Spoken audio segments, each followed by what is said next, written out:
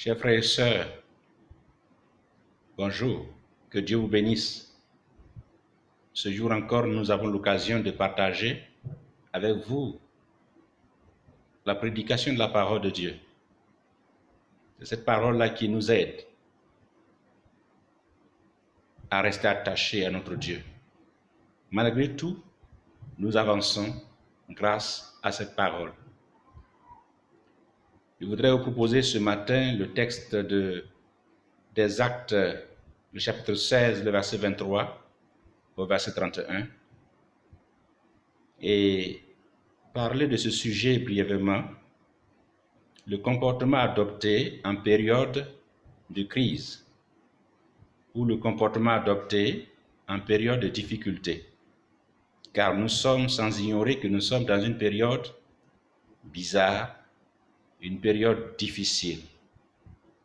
Certains ont perdu même leur emploi, certains sont en chômage technique et d'autres même ne peuvent plus aller vendre, et ça fait que c'est pas facile.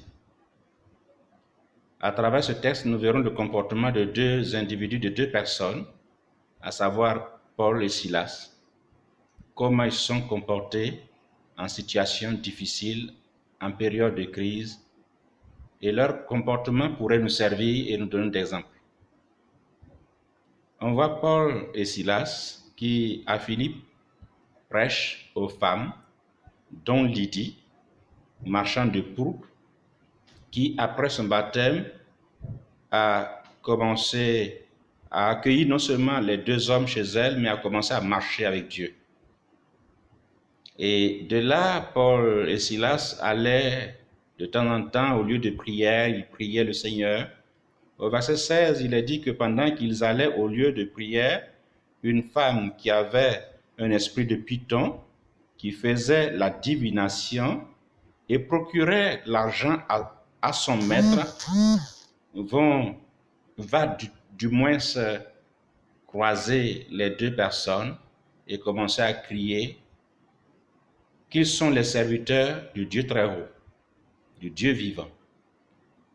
Et elle a crié ainsi pendant plusieurs jours. Ce qu'elle disait n'était pas faux, mais elle n'était pas de Dieu.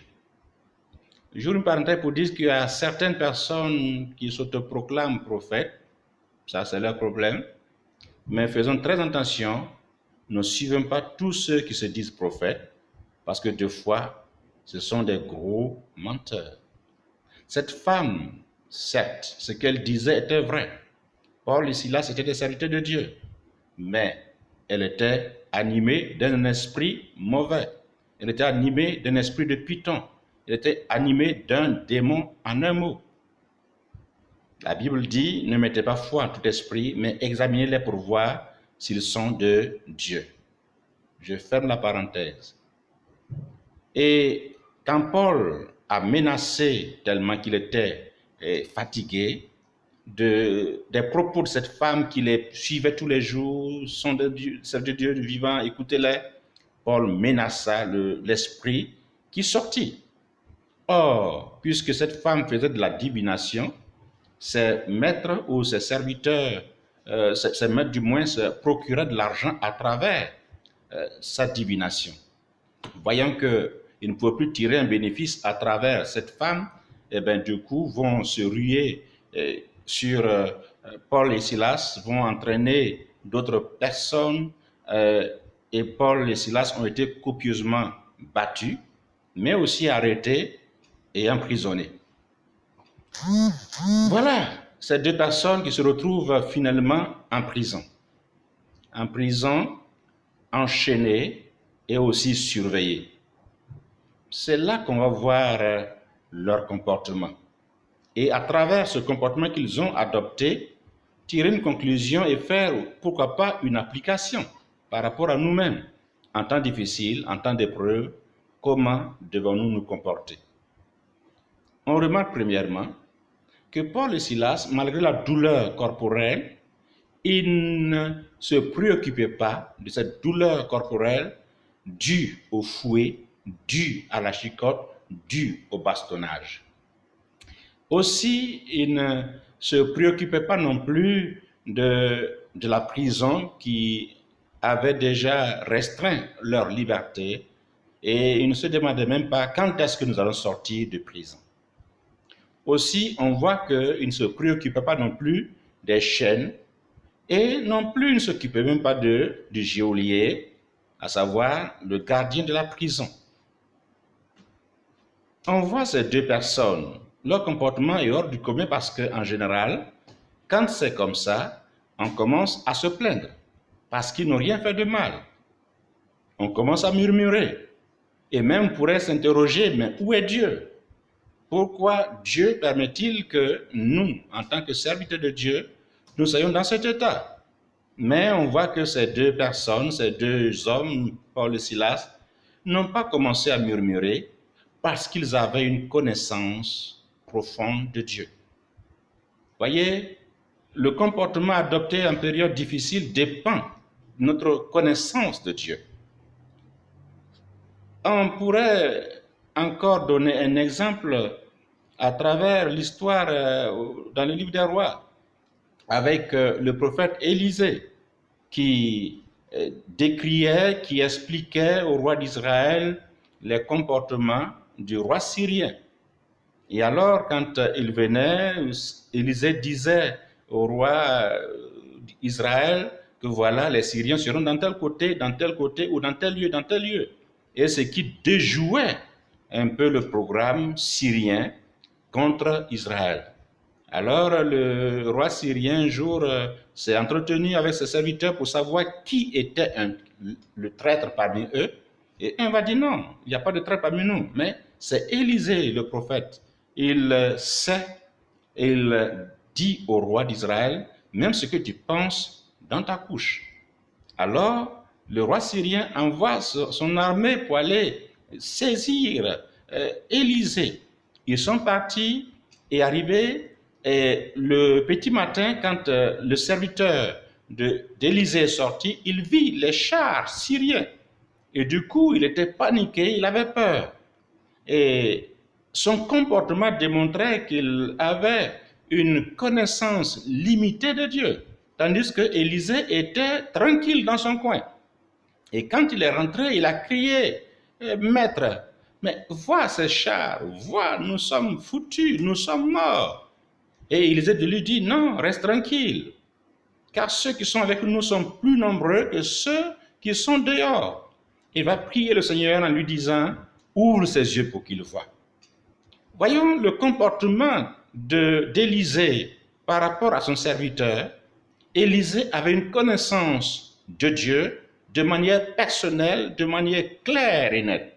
Tandis que le serviteur avait une connaissance de Dieu, c'est vrai, mais sa connaissance était basée sur Élisée. Mais quand ses yeux sont ouverts et qu'il a vu les chars de feu plus nombreux que les chars syriens, alors cela a changé son comportement. Aussi, je voudrais ouvrir une parenthèse pour dire à quelqu'un, je prie que Dieu t'ouvre les yeux pour que tu voies ce qui se passe, pour que tu voies la main de Dieu, pour que tu voies la puissance de Dieu. Ce que Dieu a prévu pour nous est plus que ce que le monde est en train de nous présenter. Ce que ces virus nous présentent, ce que Dieu nous présente dépasse tout ce que ces choses nous présentent. Nous devons rester sereins malgré tout. Je ferme cette parenthèse et je reviens à Paul et à Silas. On voit qu'ils étaient sereins malgré la douleur corporelle due au primaire, comme je le disais tantôt. Et ils étaient sereins malgré la prison, ils étaient sereins malgré les chaînes, ils étaient sereins malgré qu'ils étaient surveillés. Ils étaient sereins parce qu'ils avaient une connaissance profonde de Dieu. Ils savaient que Dieu était là, même dans la prison. Et c'est pourquoi ils ont opté pour un comportement. C'est ce que nous allons essayer de dire maintenant. Nous revenons à notre thème. Ce qu'ils ont adopté comme comportement, ils ont commencé à louer Dieu. Ce qui est contraire par rapport au comportement de l'homme lorsqu'il est en face des difficultés. C'est tout à fait le contraire. On voit qu'ils adoptent un comportement nouveau. Ils adorent le Seigneur. Ils chantent les louanges du Seigneur. Oui, parce qu'ils savaient que même dans la difficulté, Dieu était là. Ils savaient que même dans la prison, Dieu était là. C'est Dieu qui a permis qu'il soit chicoté, c'est Dieu qui a permis qu'il soit arrêté, c'est Dieu qui a permis qu'il soit enchaîné, c'est Dieu qui a permis qu'il soit surveillé. Ce Dieu qui a tout permis avait quelque chose à faire. Il sait ce qu'il fait. Et comme je le disais dans les messages précédents, les fois passées, Dieu n'avait pas encore fini avec eux aussi. Alors, puisque Dieu n'a pas fini avec Paul et Silas, alors la prison ne pouvait rien faire. Les chaînes ne pouvaient rien faire. Le geôlier ne pouvait rien faire. Pendant qu'il chantait, il est dit que Dieu est intervenu. Je voudrais te dire, inutile de pleurnicher quand il y a des situations difficiles. Inutile de murmurer devant les difficultés. Au contraire, adopte ce comportement comme ces hommes. Célèbre ton Dieu, chante la gloire de ton Dieu, glorifie ton Dieu, loue ton Dieu. C'est très merveilleux. Et on voit la suite. Le résultat est clair et net. Le résultat est incontestable. Puisque les psaumes disent que Dieu siège parmi les louanges de son peuple, alors lorsqu'ils ont commencé à louer, Dieu est intervenu et il est dit que les fondements de la prison se sont ébranlés. Les chaînes sont tombées, les chaînes sont rompues, ils étaient libres. Oui, la puissance de la louange, la puissance qui dégage la louange. Il n'y a rien de tel que de célébrer Dieu. Je voudrais t'encourager. Souvent, quand on est dans les difficultés, on prie. Je n'ai pas de ne pas prier. On prie, Seigneur, délivre-moi. C'est bon de prier, Seigneur, délivre-moi. Mais il est plus intéressant de louer le Seigneur. Car lorsqu'on loue le Seigneur, on reconnaît sa grandeur, on reconnaît sa suprématie. Lorsqu'on prie, souvent on ressemble seulement à des mendiants qui tendent uniquement la main. Seigneur, donne-moi, Seigneur, donne-moi, Seigneur, donne-moi. D'accord, on doit demander. Dieu même le dit de demander. Demandez et vous recevrez. Je suis d'accord, mais il faudrait aussi louer le Seigneur. Et je pourrais même ajouter, dire qu'il faut plus louer le Seigneur dans les temps difficiles. Ça nous rassure, ça permet qu'on reste tranquille.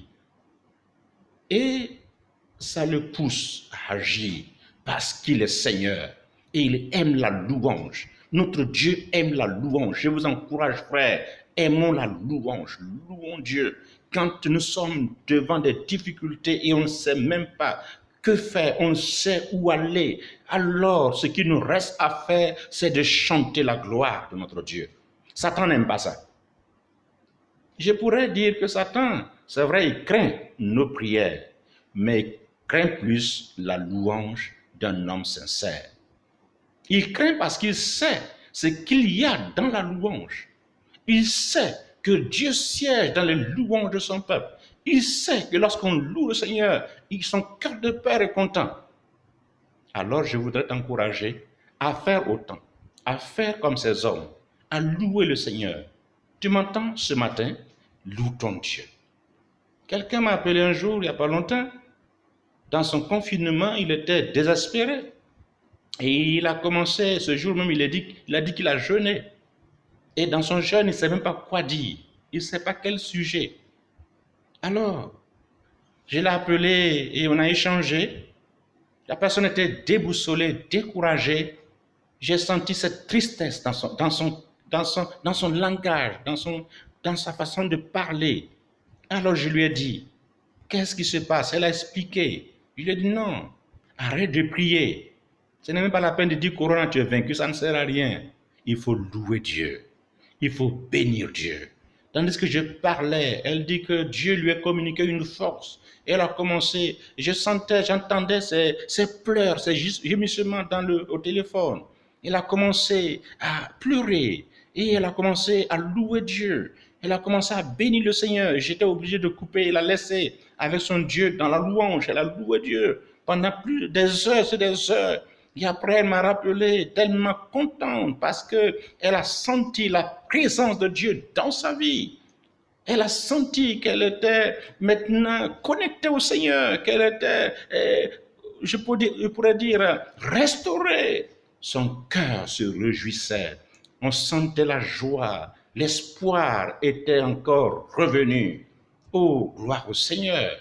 Louons notre Dieu devant les épreuves, devant les situations difficiles. Laissons tout, ne regardons pas à ce qui se passe, mais regardons à la gloire de notre Dieu. Ne regardons pas ce qui se passe, mais regardons au trône du Seigneur, comme Esaïe qui disait, l'année de la mort du roi Osias, je vis le Seigneur assis sur son trône, très élevé, et les pans de sa robe remplissaient le temple.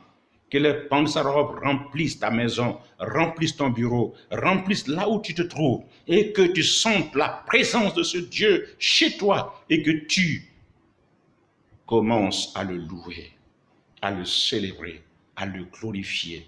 Oh, que son nom soit béni à jamais. Amen. Je voudrais prier pour toi avant de terminer. Seigneur notre Dieu, nous te rendons grâce parce que tu es Dieu. Et malgré tout, tu es là. Malgré nos comportements, tu es là. Malgré nos faiblesses, tu ne nous abandonnes jamais. Merci Seigneur.